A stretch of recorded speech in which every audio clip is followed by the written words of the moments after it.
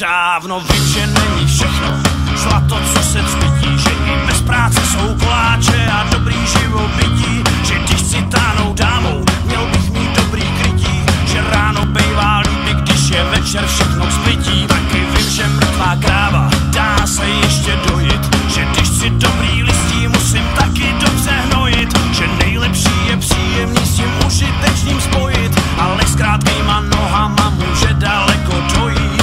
Tohle všechno vím, tak řekni mi proč. Proč pocit mám, že hraju v blbým filmu hlavní roli? Proč pocit mám, režisér, že je snětej až to bolí? Proč pocit mám, lisy taky nejsou žádná sláva? Proč pocit mám, nedám občas sama vynechává? Proč pocit mám, že starou volu vzali do komparsu? Proč pocit mám, že se nás napsal asi někdo z Marsu? Proč pocit mám, že tenhle thriller je fakt neprodejnej? Proč pocit mám, že se tu točí pořád příběh stejnej dál?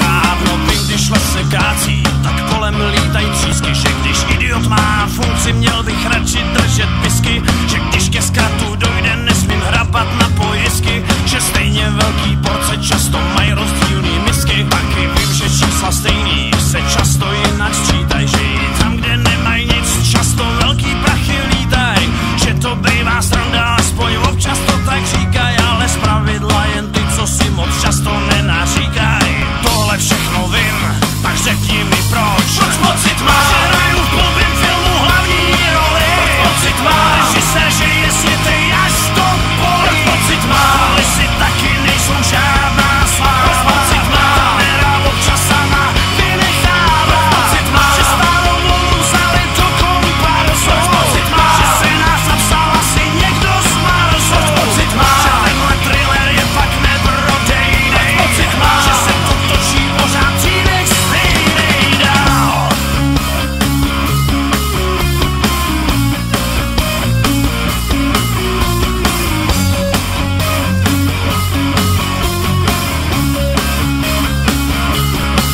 Proč pocit mám, že hraju v blbým filmu hlavní roli? Proč pocit mám, režisér, že je snětej